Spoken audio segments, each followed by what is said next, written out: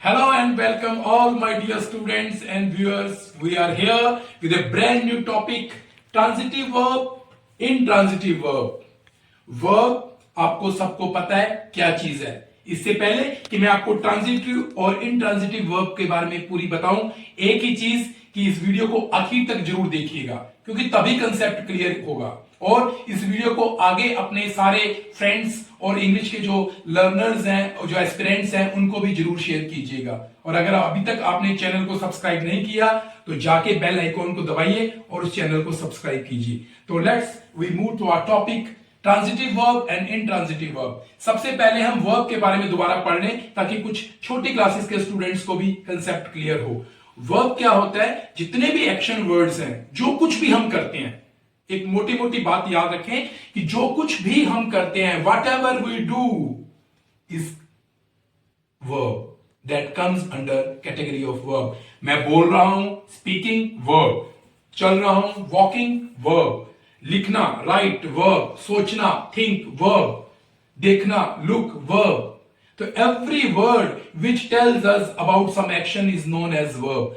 अब आपने पेपरों में देखा होगा, कई क्लास के पेपरों में, हर क्लास के पेपर में किसी कंपटीशन वाले एग्जाम के अंदर भी देखते हैं कि एक वर्ब लिख देते हैं। सपोज लिख दिया वॉक, सपोज लिख दिया ईट, और आगे क्वेश्चन डाल देते हैं कि whether it is transitive verb और इनट्रांजिटिव वर्ब। स्टूडेंट्स कंफ्यूज हो जाते हैं कि यार वो रट्टा लगाते हैं कि थोड़े से ट्रांजिटिव याद कर लें, थोड़े से इनट्रांजिटिव याद कर लें, तो रट्टे से तो सारे काम होगा नहीं।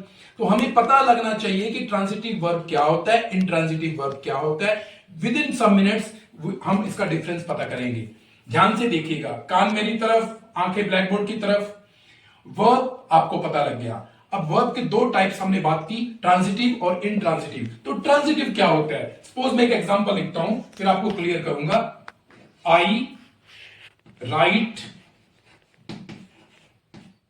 ए letter, I write a letter. तो देखिए व्यूअर्स, आई सब्जेक्ट है, राइट वर्ब है, और ये लेटर जो है ये ऑब्जेक्ट है।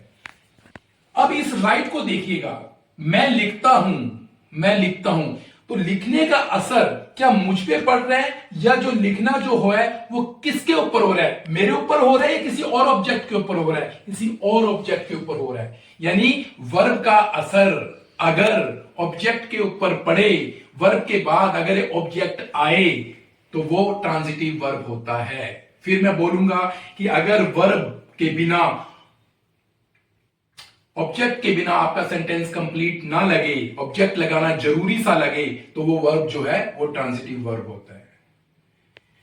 और एग्जांपल करते हैं, she makes mistakes, she makes mistakes, वो गलतियां करती है। मेक्स एक वर्ब है। अब करना, इसका असर किसके ऊपर पड़ रहा है? ऑब्जेक्ट के ऊपर। जब आपके वर्ब का असर ऑब्जेक्ट के ऊपर पड़े, ऑब्जेक्ट लगाना जरूरी हो किसी सेंटेंस में, तो वो वर्ब जो है वो कौन सा होगा? ट्रांजिटिव या इनट्रांजिटिव? ट्रांजिटिव। जोर से बोलिए सारे बच्चे। ट्रांजिटिव। कौन सा होगा? ट्रांजिटिव। तो इस प्रकार से ये राइट ट्रांजिटिव वर्ब है, मेक्स ट्रांजिटिव वर्ब है। अब इनट्रांजिटिव क्या है? जैसे मैं लिखता हूं आई क्राई। अब इसके ऑब्जेक्ट की आवश्यकता ही नहीं, ये अपने आप में सेंटेंस कंप्लीट हो गया। क्राई कौन कर रहा है? मैं। असर किस पे पड़ रहा है? मुझ पे। तो जब वर्ब का असर सब्जेक्ट के ऊपर ही पड़े, ऑब्जेक्ट के ऊपर ना पड़े, क्योंकि ऑब्जेक्ट होगा ही नहीं, ऑब्जेक्ट की आवश्यकता ही नहीं, तो वो इनट्रांजिटिव वर्ब होगा। कौन सा वर्ब होगा? इनट्रांजिटिव। तो जिस वर्ब के बाद ऑब्जेक्ट की आवश्यकता न पड़े, वो कौन सा वर्ब होगा? इंट्रांजिटिव। सारे बोले। इनट्रांजिटिव। इनट्रांजिटिव वर्ब होगा। और एग्जांपल देखें इनट्रांजिटिव वर्ब की, ही स्लीप्स, ही स्लीप्स, वो सोता है। अब इसके आगे किसी ऑब्जेक्ट की आवश्यकता नहीं, डायरेक्ट ऑब्जेक्ट की आवश्यकता नहीं, प्रेपोजिशन लगा के वो अलग चीज है।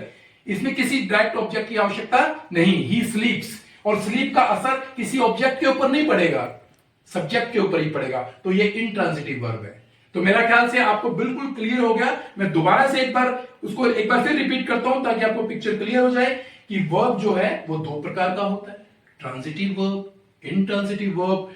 ट्रांजिटिव वर्ब ऐसे वर्ब है जिनका असर ऑब्जेक्ट लगाने पर ऑब्जेक्ट के ऊपर पड़ेगा और जिनका मीनिंग ऑब्जेक्ट लगाने से ही क्लियर होगा। नहीं तो आपको ट्रांजिटिव वर्ब पढ़ के ऐसा लगेगा कि कुछ अधूरा है, कुछ और होना चाहिए। राइट, आई राइट, आपके मन में क्वेश्चन आएगा, क्या क्या लेटर। शी मेक्स, वो करती है, आपके मन में आएगा क्या क्या करती है, मिस्टेक्स। तो जहां वर्ब लगाने के बाद मन में कोई क्वेश्चन आए कि यार ये इनकम्प्लीट है, कोई ऑब्जेक्ट आना चाहिए, तो जहां ऑब्जेक्ट आएगा वो ट्रांजिटिव वर्ब होगा। जहां ऑब्जेक्ट नहीं आएगा, जहां आपके मन में किसी ऑब्जेक्ट के बारे में क्वेश्चन पैदा नहीं होगा, वो इनट्रांजिटिव वर्ब होगा, बाकी ट्रांजिटिव वर्ब होंगे। आई थिंक बिल्कुल क्लियर है। अब आप अपने कमेंट सेक्शन में 5 इनट्रांजिटिव वर्ब की एग्जांपल दीजिए, कुछ लोग ट्रांजिटिव वर्ब के एग्जांपल दीजिए, कमेंट सेक्शन के अंदर लिख के बताइए। अब मैं इसका एक और छोटा सा बेनिफिट बताता हूं कि आपको और क्या बेनिफिट हो सकता है ट्रांजिटिव और इनट्रांजिटिव वर्ब का। हमने एक टॉपिक किया था और मुझे कुछ बच्चों ने बोला भी कि दोबारा से वो टॉपिक एक बार कराइए, एक्टिव पैसिव का। तो शी मेक्स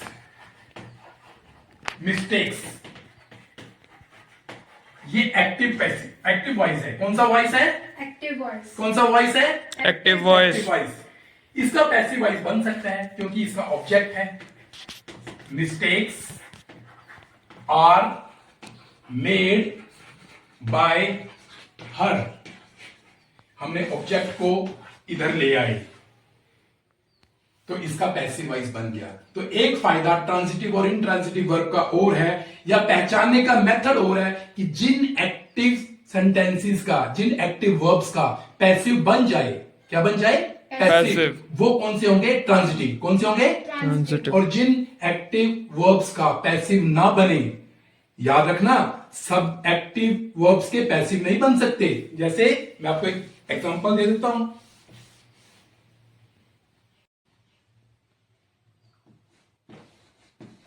राहुल यान्स,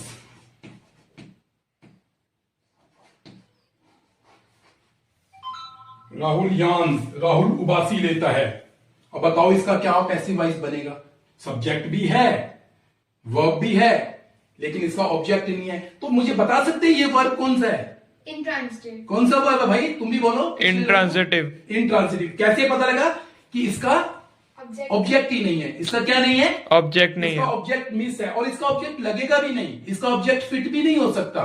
तो जिन वर्ब्स के बाद ऑब्जेक्ट की आवश्यकता नहीं पड़ती वो इनट्रांजिटिव वर्ब होते हैं, उनके पैसिव वॉइस नहीं बनते। उनके क्या नहीं बनते? Passive voices. आई थिंक बिल्कुल क्लियर हो गया। सिंपल सा फंडा मैंने आपको बता दिया कि जिन वर्ब्स के बाद ऑब्जेक्ट की आवश्यकता महसूस नहीं होती वो इनट्रांजिटिव, जिन वर्ब्स के बाद ऑब्जेक्ट की आवश्यकता फील होती है वो ट्रांजिटिव वर्ब। और इन ट्रांजिटिव के तो पैसिव वॉइस बन सकते हैं और इनट्रांजिटिव के पैसिव वॉइस नहीं बन सकते। तो आई होप कि आपको आज ये कंसेप्ट बिल्कुल क्लियर होगा। अगर आपको हो गया होगा तो आप अपने साथियों को, अपने फ्रेंड्स को भी शेयर कीजिए ताकि उनको भी ये कंसेप्ट क्लियर हो जाए। और अगली किसी और अच्छे टॉपिक के ऊपर वीडियो देखने के लिए चैनल को सब्सक्राइब कीजिए और ट्रांजिटिव और इनट्रांजिटिव की काफी सारी एग्जांपल्स कमेंट सेक्शन में मुझे लिख के बताइए। आप सेंटेंसेस भी लिख सकते हैं। Thank you, keep watching, keep